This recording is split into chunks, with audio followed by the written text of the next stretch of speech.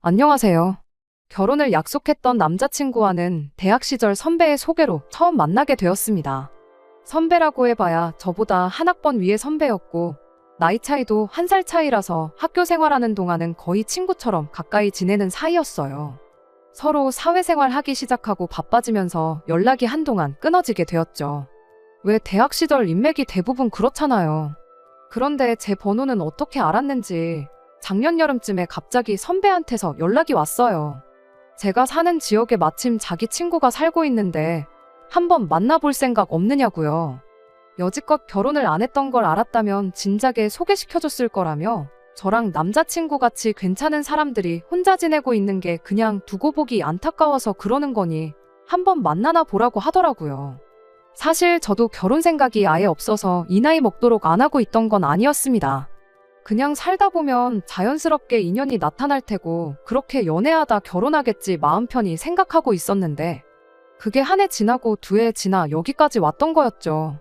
소식 없이 지내던 선배의 갑작스러운 연락이 당황스러웠었지만 혹시나 이게 제가 생각하던 인연일 수도 있겠다 싶어 그렇게 저보다 한 살 많은 남자친구를 소개받게 되었습니다. 그리고 그게 인연이 되어서 저희는 연애를 시작하게 되었고요.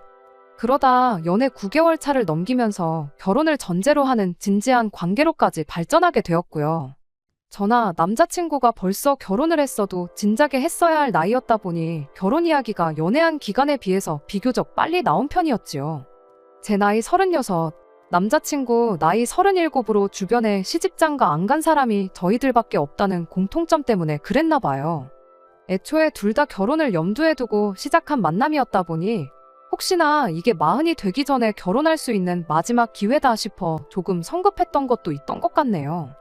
결혼 이야기가 처음 오가기 시작했던 게 올해 4월이었는데 서로 결혼 생각이 있었던 만큼 길게 끌 이유가 뭐가 있나 싶어 이야기 나오자마자 바로 양가에 서로를 인사시켰어요.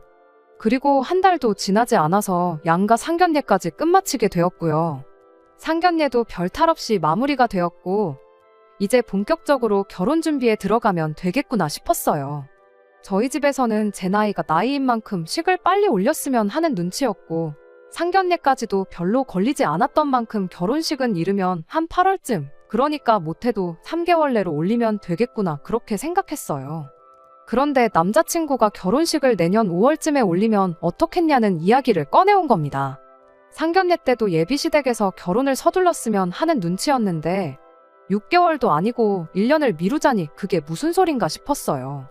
결혼식을 그때 올려야 하는 이유가 무엇냐 물었더니 남자친구 말이 회사가 지금 엄청 바쁜 시기라서 도무지 시간을 낼 수가 없다는 말을 하더라고요. 특히나 갑자기 직원 3명이 새 직장을 구해 동시에 이직을 하는 바람에 자기까지 따로 시간을 비울 그런 상황이 못 된다고. 회사에서 사람을 당장에 구한다고 해도 회사 생활 적응하는데 시간도 걸릴 테고 지금 준비 중인 프로젝트를 아무것도 모르는 신입한테 맡길 수는 없는 노릇 아니겠냐고. 저보고 이해 좀 해달라는 겁니다. 다른 일도 아니고 돈 주는 회사 일인데 이해를 해줘야 하나 싶다가도 솔직히 이해가 안 가는 부분이 더 많아서 납득이 가지를 않았습니다. 새로 뽑은 직원들이 회사에 적응하는데 시간이 걸리는 건 사실이긴 하지만 결혼식은 보통 주말에들 올리잖아요. 남자친구 회사가 주말까지 출근시키고 그러는 게 아닌데 결혼식 때문에 시간을 도저히 낼 수 없다는 말이 무슨 소린가 싶었어요. 남자친구는 그런 제 물음에 당연히 결혼식은 주말에 올리게 되겠지만 그렇게 되면 신혼여행을 아예 못 가지 않느냐는 소리를 하더라고요.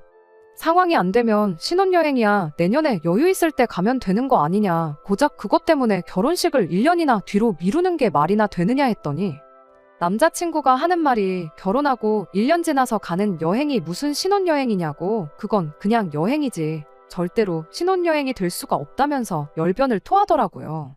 우리가 나이가 있는데 남자친구한테 그런 소녀 같은 감성이 있는 줄은 몰랐습니다. 그거야 우리 마음먹기 나름 아니겠냐고, 진짜 고작 그런 이유 때문에 결혼식을 1년이나 미루겠다는 거냐고 다시 물은 저의 질문에 남자친구가 그것도 그거지만 결혼 준비하려면 신경 쓸 게 한두 가지가 아니지 않느냐. 스드맨이, 식장이니 이런 것도 알아봐야 하고 웨딩 사진도 혼자 찍는 게 아닐 텐데 그때 자기가 시간을 낼 수 있을지 아닐지 모르지 않냐. 드레스 고르는데 혼자 가서 고르고 싶냐. 뭐 이런 여자들이나 신경 쓸 법한 이야기를 하면서 인생에 한 번뿐인 결혼인데 꼭 배우자랑 모든 순간을 함께하고 싶다고 결혼식을 끝끝내 내년으로 미루면 안 되겠냐고 끝까지 고집을 부리더라고요. 끝까지 한치의 양보도 하지 않고 결혼 준비부터 신혼여행까지 모든 순간을 그냥 넘기고 싶지는 않다는데 제가 거기다 대고 나 혼자 결혼식을 올리겠다 할 수도 없는 노릇이었고 그래서 그냥 남자친구가 바라는 대로 결혼식은 내년 5월쯤으로 올리는 쪽으로 이야기가 되었습니다. 그때까지만 해도 이미 늦어버린 결혼, 한 살 더 먹고 한다고 무슨 큰 문제나 생기겠냐. 무더운 8월 여름날에 결혼하는 것보다 남들이 이야기하는 5월에 신부가 되는 게 낫지 않겠나 대수롭지 않게 생각하고 넘겼어요. 뭐 결과적으로는 결혼식을 미루게 된 게 이렇게 된 지금에 와서는 신의 한 수나 마찬가지였습니다. 남자친구한테는 저랑 결혼식을 올리는 모든 과정을 함께하고 싶었던 것보다 다른 꿍꿍이 속이 하나 더 있었거든요. 아무튼 결혼식이 미뤄졌다고 해서 결혼 준비까지 미룰 필요는 없었다 보니 차근차근 하나씩 저 혼자서라도 이것저것 알아보기 시작했어요. 남자친구가 말하던 웨딩 사진이나 드레스 시착하는 거야 나중에 시간 맞춰서 하면 되는 거라 생각했고 그 외의 것들은 미리 알아본다고 해서 손해볼 것도 없는 거였으니까요. 오히려 시간이 있는 만큼 제가 조금만 더 알아보면 얼마나마 결혼 비용도 절약할 수 있겠구나 그런 생각이었습니다. 신혼여행도 그중 하나였죠. 비행기표 같은 걸 미리 사놓으면 조금이나마 저렴한 비용으로 구할 수 있다고 알고 있었으니까요. 남자친구랑 이것저것 이야기하면서 유럽이 좋을까, 미국이 좋을까, 아니면 그냥 휴양지 같은 데 다녀오는 게 좋을까. 그런 식으로 뜬구름 잡는 이야기만 나누고 있던 중이었습니다. 미리미리 알아본다고 해서 엄청 아낄 줄 알았는데 생각해보니 그런 데서 한 푼 두 푼 아껴봐야 많아봤자 100만 원 남짓 할까 말까 싶더라고요.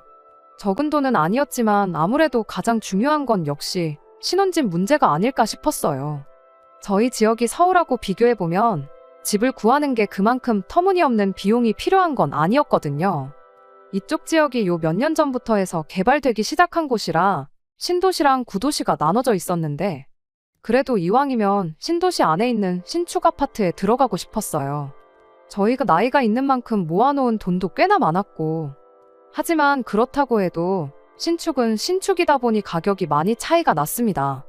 대출 없이는 집을 구할 방법이 따로 보이지 않았어요. 그래서 제가 먼저 신혼집은 어떻게 하고 싶으냐 남자친구에게 먼저 이야기를 꺼냈는데 남자친구 생각이 저랑은 많이 다르더라고요. 저는 원래 일단은 전세를 생각하고 있었어요. 일단 신혼부부를 위한 전세 대출 제도가 제법 잘 되어 있는 편이고 당장 원금을 갚는 게 아니고 이자 부담만 하면 되는 게 역시 전세 제도의 최대 장점이 아닌가 싶었죠. 그렇게 해서 딱 2년 정도 허리띠 졸라매서 전세금 돌려받고 그 돈으로 신축에 대출 없이 들어가는 게 저희 생각이었습니다. 하지만 남자친구의 생각이 달랐어요. 어차피 대출 받는 거 이왕 좀 더 받아서 처음부터 자가로 시작하는 게 더 낫지 않냐고요. 괜히 신도시 개발되면서 집값도 덩달아 오르게 된다면 그건 그거대로 손해이지 않겠냐는 이야기였죠. 당장 이자 얼마 내는 게 집값 오르는 것만 하겠냐고, 그리고 요즘 뉴스에서 전세 가지고 얼마나 말이 많냐고. 나는 그게 불안해서라도 전세는 싫다고 딱 잡아 말하는 겁니다. 남자친구 말이 무조건 틀렸다고 할 수는 없었어요. 유튜브에서 반반 의견이 갈리긴 했지만 전문가분들 이야기하는 게 부동산이 당분간 내리면 내렸지 오를 일은 없다는 의견들이 저한테는 좀 더 와닿았거든요. 다만 전세에 대해서는 남자친구 말이 맞구나 싶기도 했습니다. 아파트는 비교적 안전하다지만 저 또한 전세금이 묶여버리는 그런 리스크를 지고 싶지는 않았어요. 어차피 결혼식까지 시간이 많으니 이런 부분은 좀 더 천천히 알아보면서 정할 일이면 되겠다 싶었고 그냥 저는 하던 대로 다른 데서 조금이나마 비용을 아낄 생각이나 해야겠다 싶어서 그 후로 신혼집 생각은 하지도 않고 다른 걸 알아보기 시작했죠. 그런데 언젠가 남자친구가 저한테 우리 어차피 결혼할 건데 혼인신고를 먼저 올리는 게 어떻겠냐는 말을 꺼내왔어요. 결혼식은 한참 남았는데 그게 무슨 소리인가 했더니 생각해보니 자기가 여지껏 부어놓은 청약도 있고 신혼부부면 청약가점을 받을 수 있으니 훨씬 유리하다고. 어차피 우리가 집을 당장 살 것도 아닌데 혼인신고부터 올리고 가점 받을 수 있는 거 싹 다 받아서 청약을 한번 노려보는 게 어떻겠냐고요. 꼭 그 집에서 신혼살림 차릴 필요도 없고 피 받아서 팔기만 해도 그게 돈이 얼마겠냐고 그런 소리를 하는 거예요. 솔직히 제가 듣기에는 솔깃한 제안이었어요. 그래서 혼인신고를 먼저 올리는 쪽으로 분위기가 흘러가고 있었는데 저희 어머니께서 그렇게는 허락을 못한다고 반대를 해오셨습니다. 결혼식까지 한참 남았는데 뭐하러 혼인신고를 먼저 올리냐고, 결혼은 결혼식장 들어갈 때까지, 아니 입장하면서도 모르는 거 아니냐는 말도 못 들어봤냐면서 결사반대를 하셨습니다. 결혼 날짜 최대한 일찍 잡으면 좋겠다던 분이 결혼식 날짜 미뤄진 걸 가지고 엄청 서운해하셨던 분이 왜 갑자기 저렇게 나오시나 싶었죠. 그때가 7월쯤이었는데 원래 생각대로면 다음 달에 식을 올렸지 않았겠냐고. 그런데 결혼식 미뤄졌다고 해서 혼인신고를 안 올릴 이유가 뭐가 있냐고 되물었지만 어머니께서 워낙에 완고하게 나오셔서 어쩔 수 없었습니다. 아직 시작도 안 했는데 벌써부터 저희 결혼 생활이 제대로 흘러가지 않을 거라 생각하시는 건가 싶어서 갑자기 저렇게 반대를 하시는 어머니가 원망스럽기까지 했어요. 하지만 결과적으로는 결혼식을 미룬 것부터 어머니 말을 들은 게 제 인생을 구한 거나 다름이 없네요. 정말 어른들 말 들어서 나쁠 게 없다는 말이 무슨 말인지 이제는 확실히 알 것 같아요. 물론 파혼을 한 지금이야 혼인신고도 안 하고 결혼식도 미뤘던 게 신의 한 수라고 말을 하지만 사실 그때 당시에는 아니었어요. 남자친구는 청약만 당첨되면 우리가 얼마를 아끼고 얼마를 이득 보는지 알지 않냐며 하루가 멀다 하고 말다툼을 했고, 그게 끝이 아니라 남자친구랑 그런 이유로 싸운 날이면 집에 돌아와서도 어머니하고 좋은 이야기가 오갈 리가 없었죠. 집안에서나 밖에서나 싸움만 애대니 스트레스가 정말 이만저만이 아니었어요. 하지만 부모님이 그렇게 반대를 하시는데 별수가 있었겠나요? 결국 좀처럼 의견을 좁히지 못하고 있던 와중이었는데 남자친구가 난데없이 그럼 일단 신혼집 문제는 자기가 알아서 하겠다는 말을 꺼내왔어요. 일 때문에 바쁘다더니 집을 어떻게 알아보려는 거냐 물었더니 그냥 이런 걸로 저랑 싸우는 것도 지치고 저는 저대로 알아보고 자기는 자기대로 알아보고 그러고 나서 나중에 정하는 걸로 하자고 대충 말을 흐리더라고요. 저도 허탈해서 어이가 없었습니다. 저는 그것 때문에 자기랑만 싸운 게 아니고 저희 어머니랑도 투닥거리를 했는데 그냥 각자 알아보고 더 좋은 걸로 정하자는 소리나 하고 있으니 말이에요. 사람이 뭐 이렇게 강단이 없나 싶었고 남편감으로 괜찮은 사람인가 하는 생각까지 들었어요. 물론 혼인신고를 올리지 못하는 이유가 저희 부모님 반대 때문이긴 했지만 제 입장에서는 아쉬운 부분이 있었거든요.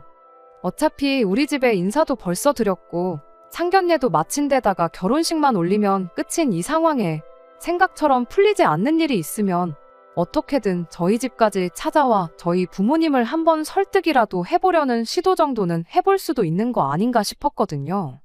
그런데 몇 주 동안 저한테 어떻게든 부모님 허락을 받아와라 찡찡대기만 하지 결국 마지막에 가서 저희 부모님의 허락을 끝내 받아내지 못한다고 한들 자기가 나서서 직접적으로 문제를 해결하려는 모습을 보여주지 않는 게 못내 아쉬웠습니다. 그런데 난데없이 남자친구가 전에 없이 강단 있는 행동을 보여줬어요. 저희 집에 찾아와 부모님을 설득해서 정면 돌파를 하는 게 아니라 저랑 그 어떤 한마디 상의도 없이 집을 사버린 거죠. 정말 무슨 말을 해야 하나 싶을 정도로 어이가 없었습니다. 결혼식 날짜가 잡힌 것도 아니고 5월쯤 올리는 게 어떻겠냐고 대충 말만 맞춰놓은 와중에 그날까지 반년을 넘게 남겨놓은 시점에 난데없이 집을 샀으니 이제 신혼집 문제로 골머리 썩을 일 없다고 통보를 해왔으니 말이죠.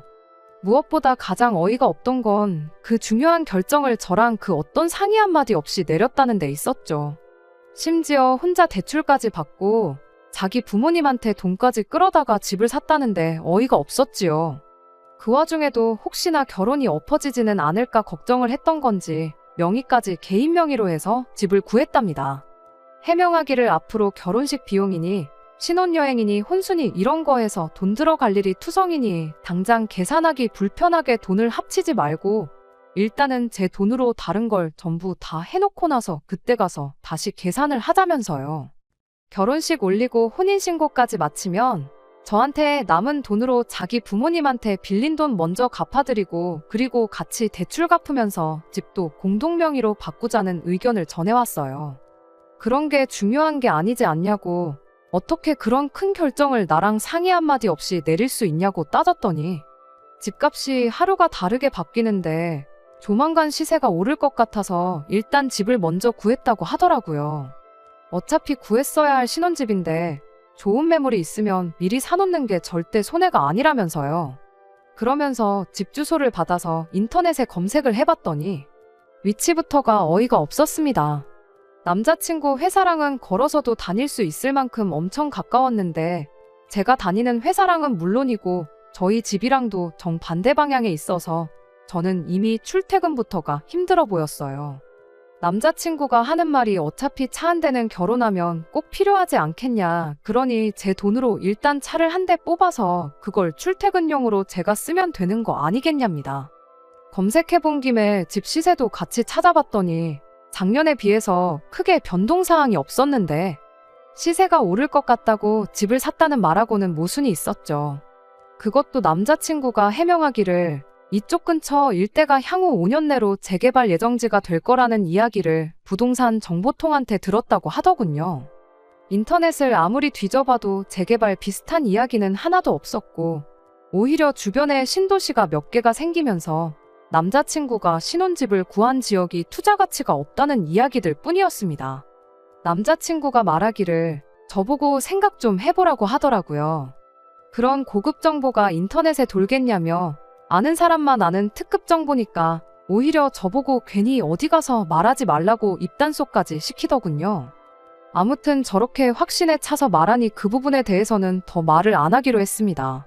이러나 저러나 여지까지는 제 돈이 한 푼도 들어간 게 없는 상황이기도 했고 남자친구 말 맞다나 차도 결혼하면 한 대 뽑을 생각이었으니까요. 오히려 출퇴근하는데 차가 생기면 저한테 유리한 점도 있으니 최대한 좋은 쪽으로 생각하려고 했습니다. 혼인신고 먼저 올리고 청약을 도전해보기로 했던 것도 수포로 돌아간 게 어떻게 보면 저 때문이기도 하고 저희 부모님께서도 남자친구가 아무런 상의도 없이 큰 결정 내린 건 괘씸하긴 하나 우리 돈 들어간 거 한 푼 없으니 그냥 결혼 이야기 나오기 전부터 신혼집을 가지고 있었다. 그렇게 생각하고 그냥 넘어가 주자고 하시더군요. 아무튼 그렇게 신혼집이 생각보다 일찍 생기게 되었어요. 하지만 혼인신고도 미리 안 된다던 저희 부모님이 혼전동거를 허락할 리도 없었고 식 올리기까지 기간이 애매한데 누구한테 새들어 살라고 하기도 그렇고 거기에 당장 집 위치도 제가 출퇴근하기 여러모로 불편한 위치였다 보니 일단 결혼식 올리기 전까지는 집을 비워두기로 했죠. 그런데 또 일주일도 지나지 않아서 남자친구가 말을 바꾸더라고요. 자기는 신혼집에 먼저 들어가서 살아야겠다면서요. 자기는 부모님 집에서 출근하는 것보다 새 집에서 출근하는 게 훨씬 거리도 가깝기도 하고 집을 빈집으로 두면서 아무 관리를 안 하면 집에 그렇게 안 좋다는데 비워둘 이유가 하나도 없지 않냐면서 말이죠. 출퇴근 고작 몇십 분 빨리 하자고 혼자 살면서 나올 관리비며 인터넷 비용 등등. 그리고 남자친구가 음식을 직접 해먹을 리는 만무했고 혼자 살면서 분명히 배달음식 같은 걸로 끼니를 때울 게 뻔한데 그런 추가적인 지출에 대해서 생각을 하니까 솔직히 내키지는 않았습니다. 고작 몇십만 원이라고 해도 식까지 남은 시간이 한참인데 다 모으면 그것도 목돈이 될 테니까요. 하지만 워낙에 사람이 고집이 강한 데다가 이미 혼인신고 문제로 여러 번 다퉜기 때문에 괜히 또 싸우기 싫어서 그렇게 하라고 했어요. 얼마 후 남자친구는 정말 최소한의 필요한 것만 가지고 그 집에 들어가 살기 시작했습니다. 그런데 처음에는 컴퓨터 하나만 가지고 들어가면 충분하다고 하더니 또 몇 주 지나지 않아서 살림살이가 없으니까 너무 불편하다며 저보고 혼수를 미리 채워 넣으면 어떻겠냐고 물어왔어요. 어차피 혼수는 제가 해오기로 이야기가 되었던 거다 보니 크게 상관은 없었지만 일단 저희 부모님께서 어떻게 신혼집을 상의도 없이 구할 수가 있냐며 잔뜩 화가 나신 상태였는데 거기다 대고 혼수를 미리 채워야겠다는 말을 꺼내기가 참 뭐했죠. 그리고 저 또한 아무리 나중에 같이 쓸 가정가구 장만하는 거라지만 미리 사놓는다는 게 썩 내키지 않았습니다. 남자친구가 혼자 살면서 깨끗하게 관리하면서 쓸 것 같지도 않고 괜히 결혼했는데 아무리 내 돈 주고 사는 거라지만 괜히 쓰던 중고품 쓰는 기분이 들 것 같기도 했고요. 그랬더니 남자친구가 너는 왜 하자는 것마다 전부 삐딱선을 타냐고 짜증을 냈는데 나는 적어도 상의라도 하지 않냐고 누구처럼 말도 없이 집을 먼저 사놓는다거나 비워두기로 했던 집에 갑자기 들어가서 살겠다고 우긴다거나 컴퓨터만 있어도 괜찮다더니 혼수부터 채워놓으라고 통보하듯이 하지는 않는다고 한마디 했더니 그때부터는 더는 뭐라고 못하대요. 남자친구는 그럼 다른 건 됐고 침대라도 하나만 사달라고 하더라고요. 바닥에서 자려니까 등이 베겨서 아주 죽겠다고요. 저렇게까지 나오는데 그것마저 안 된다고 딱 잘라 거절하기는 조금 그랬습니다. 그렇다고 급한 대로 접이식 간이 침대를 사주자니 그건 뭔가 시비를 거는 듯한 느낌이 들기도 하고 그래서 침대에 대해서는 제가 많이 양보를 해줘야겠다 생각했습니다. 결혼하고 나서 같이 살게 되면 커버랑 이불 정도만 바꾸고 하면 적어도 중고 쓰는 느낌은 안 들겠지 그렇게 생각하고 말기로 했어요. 그런데 등이 불편해서 잠을 못 자겠다더니 한 달이 더 지나도 침대를 보러 가자는 소리를 안 하길래 이제 바닥에서 자는 게 익숙해졌나 봐 하고 한마디 건넸죠. 그랬더니 남자친구가 처음엔 못 알아듣는 듯 반응을 보이다 제가 침대 이야기하는 걸 알았는지 자기가 회사 일 때문에 도무지 시간이 나지가 않아서 침대도 그냥 미리 샀다는 소리를 하는 겁니다. 나중에 결혼 비용 정산할 때 한 번에 싹 정리하면 되니까 신경 쓰지 말라더라고요. 그때쯤 되니까 저도 가만히 있을 수가 없었어요. 집을 상의 없이 샀던 걸 그냥 넘어간 건 앞서 말씀드렸던 것처럼 청약 도전해보기로 한 거 저 때문에 못했던 것도 있었고 부모님께서 그냥 남자친구가 애초에 처음부터 신혼집을 가지고 있던 거라 생각하라고 하셔서 그냥 넘어갔던 거거든요. 그런데 침대는 물론 집이랑 가격 차이를 비교할 것도 없겠지만 제 돈이 들어가는 거고 앞으로 한동안은 저도 그 침대에서 자고 일어나고 할 텐데 하루 이틀 쓰고 버릴 가구도 아니고 허리 건강에 직결되는 중요한 가구인 만큼 깐깐한 기준으로 골라서 사고 싶었거든요. 제가 뭐라 한마디 했더니 벌써 한 달 가까이 써서 환불도 안 된다니 어쩌니 하면서 저한테 정말 미안하다고 꼭 다음부터는 라면 한 봉지를 사더라도 꼭 저랑 상의하고 무조건 제가 오케이 하는 것만 사겠다며 한 번만 봐달라고 싹싹 빌더라고요. 하지만 제 앞에 저렇게까지 싹싹 빈다고 해서 풀릴 화는 아니었어요. 더 이야기하기 싫어서 전화 끊고 혼자서 화를 삭히고 있는데 어머니께서 제가 화가 난 걸 눈치채시고는 무슨 일이냐고 물어오셨죠.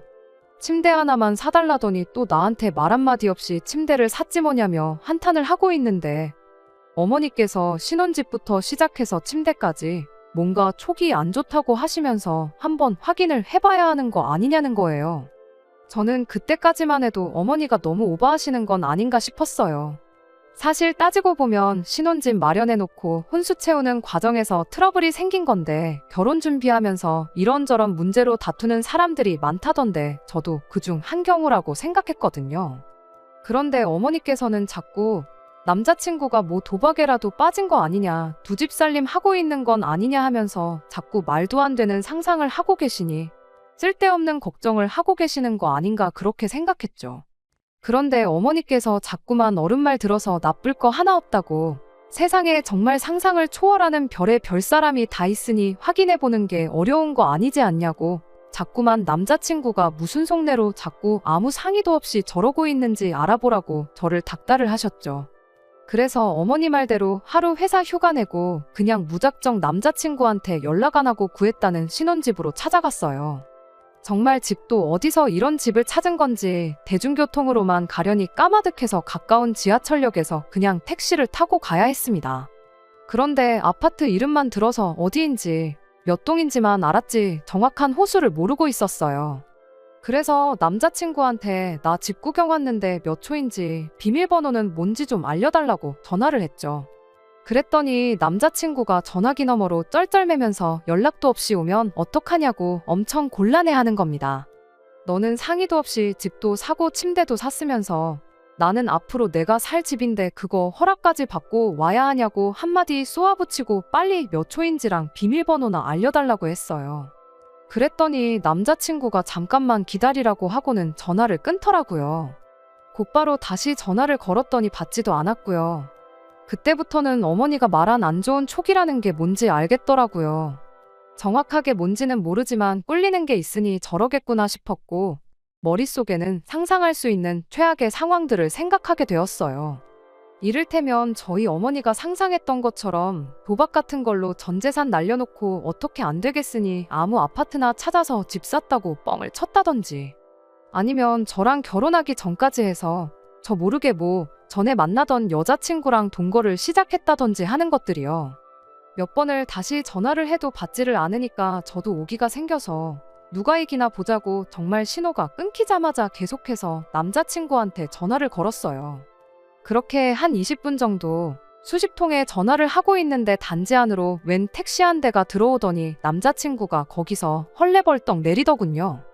남자친구는 무슨 일이라도 있었냐는 듯 저한테 미리 연락이라도 하지 그랬냐며, 우리 같이 살 신혼집인데 집 구경은 꼭 자기가 같이 시켜주고 싶었었다며 그래서 저를 밖에서 기다리게 만든 거랍니다.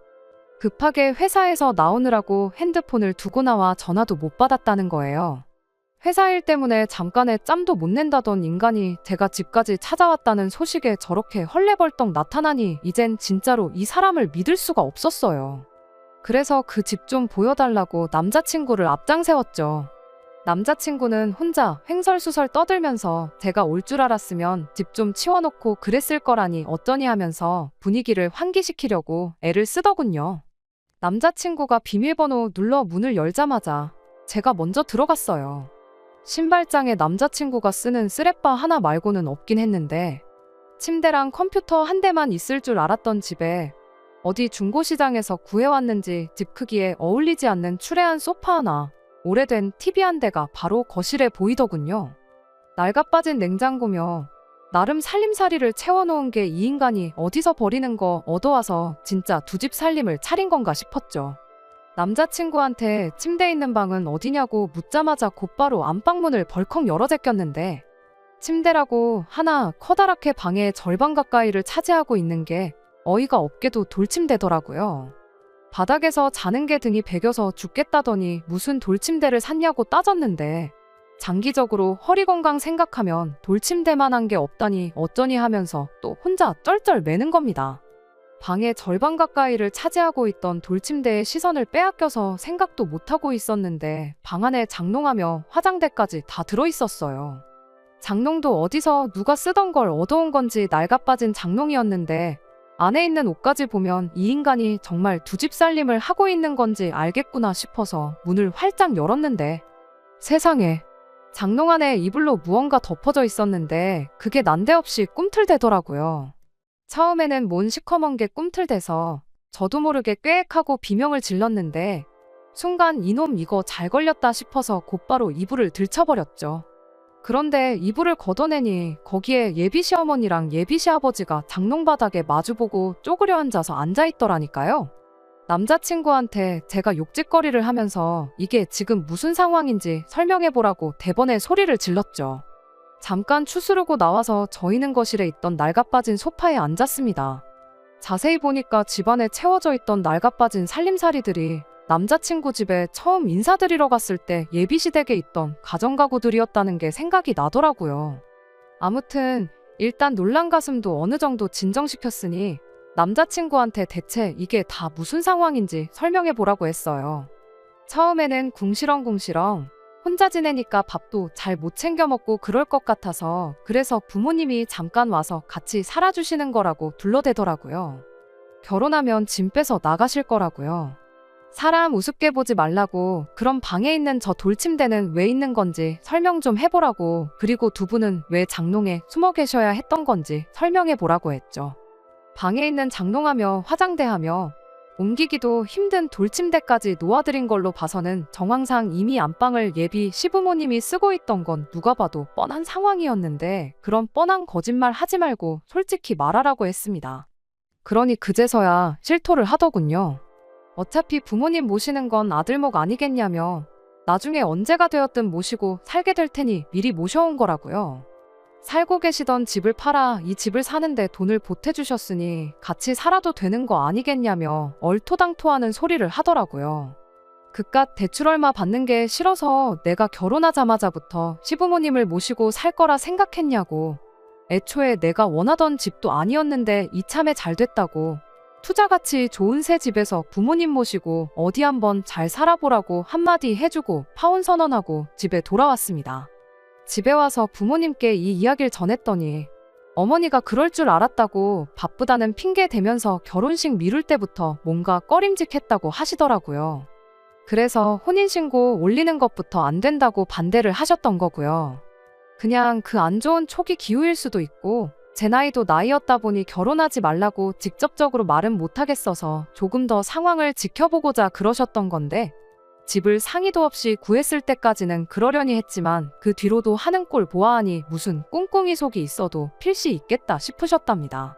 그 말을 들으니 정말 한치의 의심도 하지 않고 오히려 혼인신고 먼저 못하게 하던 어머니를 원망했던 제가 다 한심해지더라고요.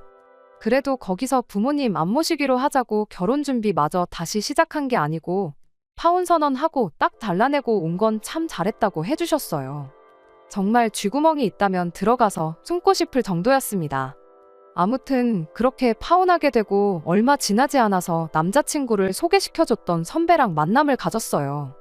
그런데 어이가 없는 건 선배 또한 남자친구가 여지껏 그 나이 먹도록 결혼을 못했던 이유가 꼭 결혼하면 부모님을 모시겠다는 그 고집을 꺾지 않아서 그렇게 되었던 거라는 사실을 알고 있더군요.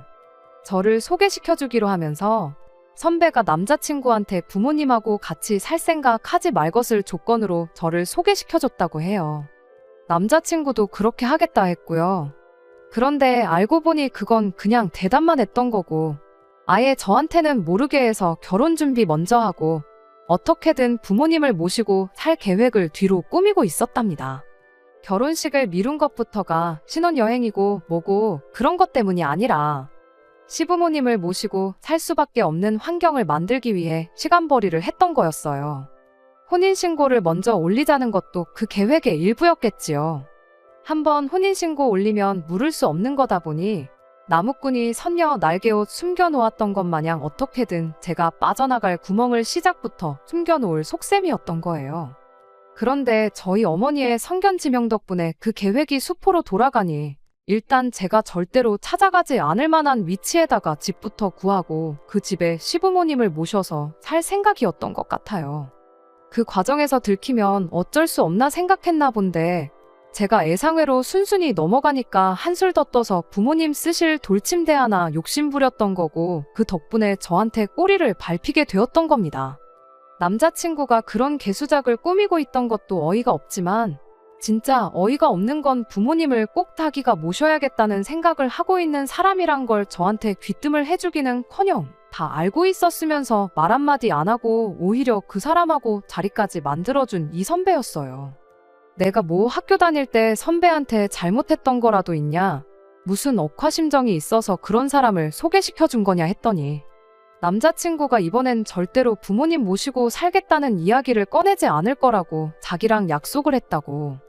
다른 건 모르겠고 40 넘기 전에 결혼만 할 수 있게 해달라고 그러면 자기 양복도 한 벌 뽑아주고 그러겠다고 하는 걸 보니 이번엔 진심인 것처럼 보여서 그 말을 믿고 해준 거라는데 강아지가 똥을 참지. 여태껏 부모님 모시는 문제로 결혼을 몇 번이나 무산시킨 인간이 이번엔 잘도 그랬겠다며. 고작 양복 한 벌 받겠다고 내 인생을 구렁텅이로 빠뜨리려고 했던 거냐고. 그렇게 안 봤는데 선배도 정상은 아닌 것 같다 말하고 앞으로 평생 연락하지 말라 한마디 해주고 자리에서 일어났습니다.